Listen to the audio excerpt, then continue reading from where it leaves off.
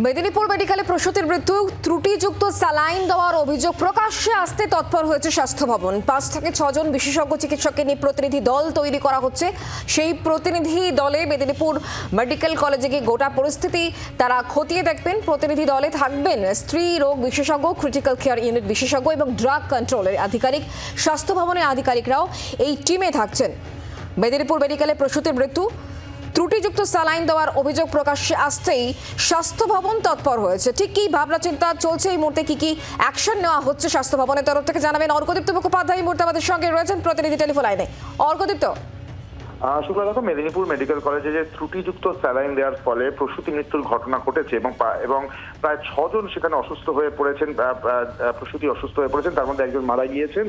এবং এই ঘটনায় কিন্তু রীতিমতো নড়ে চড়ে বসেছে স্বাস্থ্য ভবন।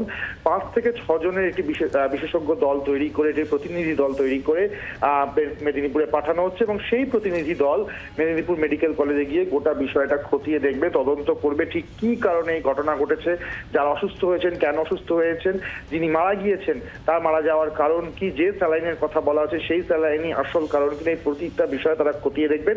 এবং এই প্রতিনিধি দলে থাকবেন স্ত্রীরোগ বিশেষজ্ঞ, ক্রিটিক্যাল কেয়ার ইউনিট বিশেষজ্ঞ, ড্রাগ কন্ট্রোল আধিকারিক সহ বিভিন্ন চিকিৎসকরা থাকবেন, স্বাস্থ্য ভবনের আধিকারিকও।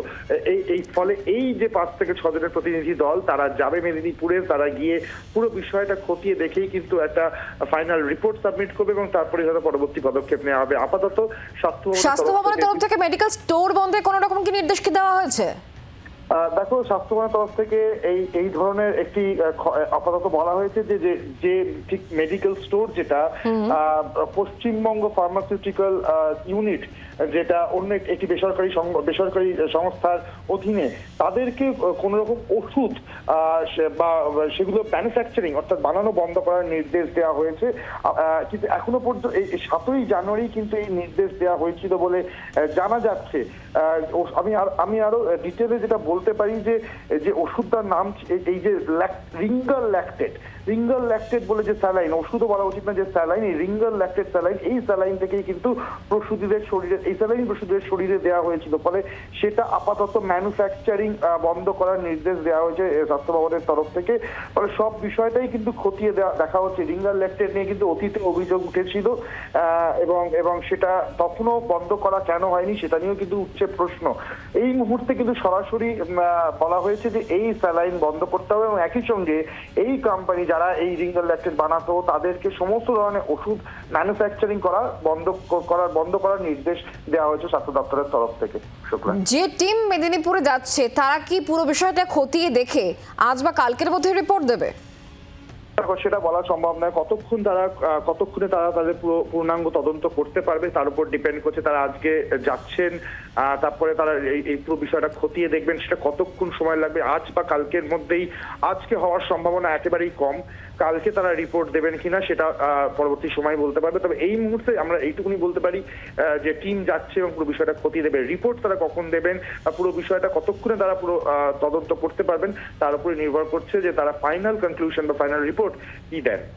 আর যারা ইতিমধ্যে অসুস্থ হয়ে পড়েছেন তাদের চিকিৎসার ব্যবস্থা কি তাহলে স্বাস্থ্য ভবনের তরফ থেকে করা হচ্ছে? ইতিমধ্যে কিন্তু তাদের চিকিৎসা চলছে, তাদেরকে স্পেশাল কেয়ারে নেওয়া হয়েছে এবং তাদের ট্রিটমেন্ট কিন্তু চলছে। অবশ্যই স্বাস্থ্য দপ্তরের তরফ থেকে আলাদা করে যে টিম যাচ্ছে তারাও সেই যে 4-5 জন আরো প্রসূতি রয়েছেন যারা অসুস্থ এই মুহূর্তে তাদেরকে চেক আপ করবেন এবং অবশ্যই দরকার পড়লে স্বাস্থ্য দপ্তরের তরফ থেকে বা স্বাস্থ্য ভবনের তরফ থেকে তাদের বিশেষ চিকিৎসার ব্যবস্থা করা হবে। নজর রাখো অর্কদীপ্ত, ধন্যবাদ। পশ্চিম মেদিনীপুরের সিএমএইচ তিনি এই বিষয় নিয়ে কি জানিয়েছেন শোনাবো। অভিযোগ আমরাও পেয়েছি এবং সে ব্যাপারে অলরেডি রাজ্য স্বাস্থ্য দপ্তর থেকে এনকোয়ারি টিম আসছে, ড্রাগ কন্ট্রোল থেকেও এনকোয়ারি টিম আসছে।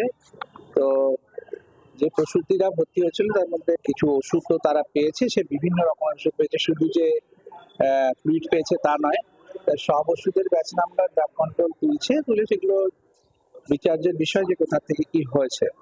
যা হচ্ছে সেটা দুঃখজনক। এখন বেশি ফোকাস পেশেন্ট যারা আছে তাদেরকে বাঁচিয়ে তোলা, সেটার জন্য প্রোটোকল অনুযায়ী চিকিৎসা হচ্ছে কিনা প্রিন্সিপাল ম্যাডাম একটা এইচওডিদের নিয়ে একটা মাল্টিডিসিপ্লিনারি কমিটি করেছেন, তারা সেটা দেখছে। হ্যাঁ, শুধু সেলাইন নয়, সমস্ত ওষুধ যা ওষুধ পেয়েছে সবকিছুই ড্রাগ কন্ট্রোল খতিয়ে দেখছে। তার ব্যাচ নাম্বার এখন কালেকশন করে নিয়ে যাচ্ছে। কালকে কলকাতা থেকেও একটা দল আসবে, তারা দেখবে ব্যাপারটা, এই ব্যাপারটা খতিয়ে দেখে তবে। মেদিনীপুর মেডিকেলে প্রসূতির মৃত্যু, ত্রুটিযুক্ত স্যালাইন দেওয়ার অভিযোগ প্রকাশ্যে আসতেই এবার তৎপর হয়েছে স্বাস্থ্য ভবন। 5 থেকে 6 জনের একটি বিশেষজ্ঞ চিকিৎসক টিম গঠন করা হয়েছে এবং এই টিমই কিন্তু পশ্চিম মেদিনীপুর যাচ্ছে। সেই প্রতিনিধি দল পুরো বিষয়টা গিয়ে খতিয়ে দেখবে। এই প্রতিনিধি দলে থাকছেন স্ত্রীরোগ বিশেষজ্ঞ, ক্রিটিক্যাল কেয়ার ইউনিট বিশেষজ্ঞ, ড্রাগ কন্ট্রোলের আধিকারিক, স্বাস্থ্য ভবনের আধিকারিকও থাকছেন। স্বাস্থ্য ভবন থেকে মেডিকেল স্টোর বন্ধের কথা যে ওষুধগুলোর কথা বলা হচ্ছে তার ম্যানুফ্যাকচার আপাতত বন্ধ করার কথা বলা হয়েছে। স্বাস্থ্য ভবন সূত্রে খবর, এই ঘটনায় কাউকে রেয়াত করা হবে না। যারা অসুস্থ রয়েছেন তাদের সমস্ত চিকিৎসার ব্যবস্থা করছে স্বাস্থ্য দফতর। ত্রুটিযুক্ত স্যালাইন দেওয়ার যে অভিযোগ, সেই অভিযোগ প্রকাশ্যে আসতে তৎপর হয়েছে স্বাস্থ্য ভবন।